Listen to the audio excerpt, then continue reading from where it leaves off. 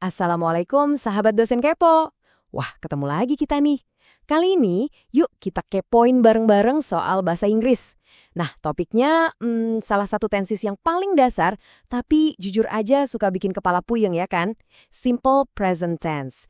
Tapi tenang, tenang. Kita bakal bedah pakai gaya Betawi, biar langsung nempel, langsung nyangkut di otak. Gimana? Nah, ini nih, pasti pada ngerasa begini kan? Pusing banget sama grammar Inggris, apalagi pas ketemu aturan yang soal nambahin s atau is di belakang kata kerja. Bener nggak? Kadang dipakai, kadang kagak. Bingung kan? Asli, bikin sakit kepala. Ngaku deh hayo. Tapi tunggu dulu, jangan keburu panik. Tenang, di sini kita bakal kepoin bareng-bareng aturannya biar jadi gampang banget. Anggap aja kita lagi ngobrol santai, lagi nongkrong, tapi sambil dapat ilmu, oke? Udah siap belum? Kalau udah yuk langsung aja kita mulai. Oke, jadi pertanyaan paling dasar dulu nih. Kapan sih kita pakai ini, si simple present tense ini? Gampangnya gini, ini tuh dipakai buat ngomongin hal-hal yang, ya, jadi kebiasaan kita, rutinitas sehari-hari. Atau bisa juga buat fakta umum, sesuatu yang udah pasti benar. Contohnya, gampang, matahari terbit dari timur. Nah, kalimat kayak gitu tuh pakainya simple present tense. Paham ya? Sip. Kalau udah tahu kapan pakainya, sekarang kita masuk ke rumusnya. Kita mulai dari yang gampang dulu, kalimat positif. Ini sebenarnya gampang banget, cuma ada tapinya nih. Kita kudu ingat ada satu kelompok subjek yang dapat perlakuan, agak beda. Spesial lah pokoknya. Nah, kita sebut aja mereka ini geng spesial. Siapa aja tuh? Nah, ini dia nih pembagiannya. Kita pecah jadi dua ya. Di kiri ada geng biasa aja. Isinya ada I, you, we, they. Mereka ini santai, aturannya lurus-lurus aja, nggak neko-neko. Nah, yang perlu kita perhatiin banget itu yang di kanan. Ini dia, si geng special. Cuma ada 3. He, she, it. Mereka inilah yang bikin aturannya jadi, ya sedikit beda. Ingetin baik-baik ya, 3 jagoan ini. Terus bedanya di mana? Nah, lihat tabel ini deh, langsung kelihatan.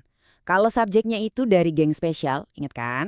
He, she, it, kata kerjanya itu wajib, kudu, mesti ditambahin akhiran s atau es. Jadi kalau kita bilang I eat, buat dia jadi he eats. Kalau you play, buat dia jadi she plays. Tuh kan, gampang kan bedainnya? Oke, biar makin nempel di otak, kita lihat contoh pakai gambar. Yang kiri subjeknya he.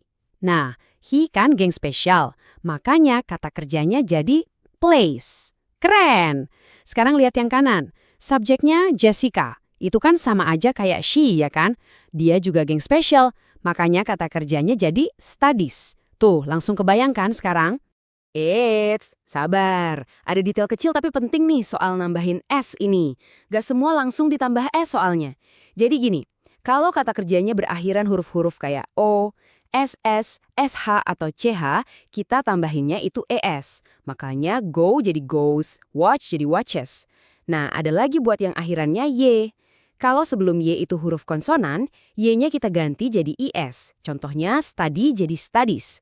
Tapi, kalau sebelum Y itu huruf vokal ya udah tinggal tambah S aja, kayak play jadi plays. Oke? Cuma detail kecil kok.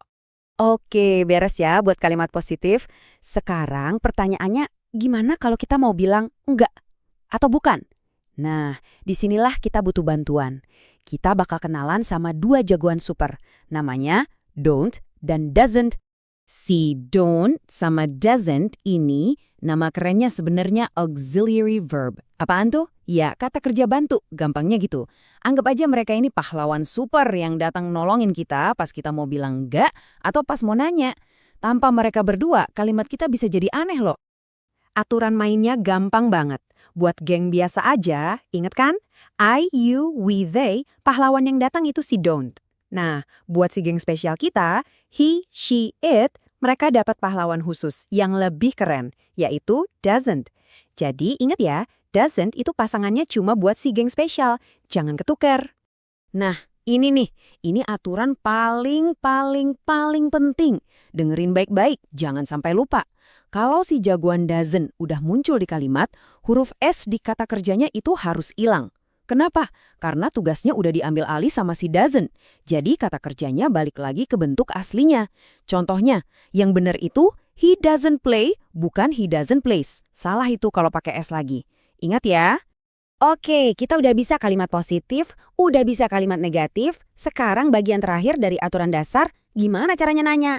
Gampang banget. Tebak kita panggil siapa? Yaps, bener banget. Kita panggil lagi dua jagoan kita tadi, do dan does. Caranya lebih gampang lagi. Tinggal kita taruh aja si do atau does ini di paling depan kalimat. Udah, jadi deh pertanyaan. Aturannya sama persis kayak yang tadi. Geng biasa aja pakainya do, dan geng spesial tentu aja pakainya does. Nah, sama kayak tadi, ingat ya, karena si jagoan does udah muncul, kata kerjanya balik lagi ke bentuk asli, tanpa S. Jadi yang benar, does he eat, bukan does he eats. Oke? Oke, teori udah, contoh udah. Biar ilmunya makin lengket kayak perangko, kita coba tes kilat dikit yuk. Gak usah dijawab kenceng-kenceng, di dalam hati aja. Buat ngetes, udah pada ngerti apa belum? Siap ya? Mulai. Oke, pertanyaan pertama.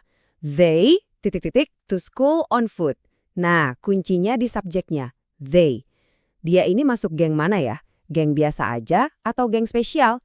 Jadi jawabannya go atau goes? Hayo, coba dipikirin sebentar. Jawabannya adalah go. Bener banget. Kenapa?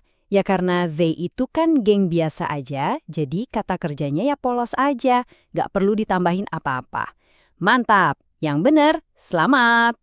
Oke, lanjut nomor 2. Carol, in bath.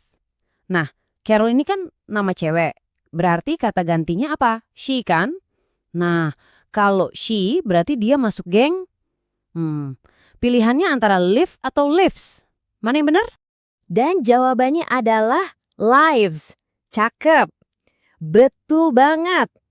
Karena Carol itu she, dia itu anggota geng spesial, jadi kata kerjanya wajib ditambahin S.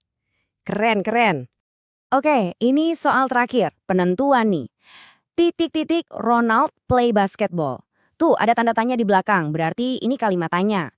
Nah, Ronald itu kan cowok, berarti he. Jadi, kita butuh jagoan yang mana buat nanya? Do atau does?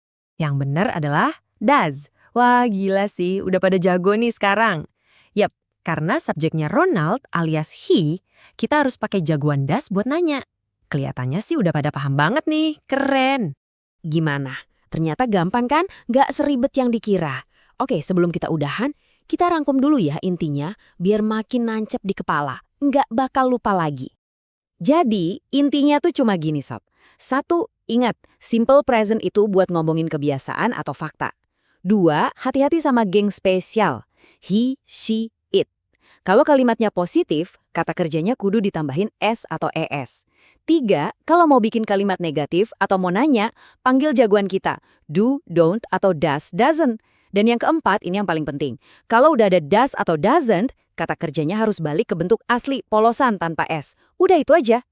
Nah, gimana? Simple present tense ternyata nggak sesusah yang dibayangin kan? Sekarang udah jauh lebih pede lah ya pastinya. Nah, biar seru, kira-kira buat pembahasan selanjutnya, enaknya kita kepoin tense apaan lagi nih? Coba dong kasih ide di kolom komentar di bawah ya. Ditunggu loh, sampai ketemu lagi.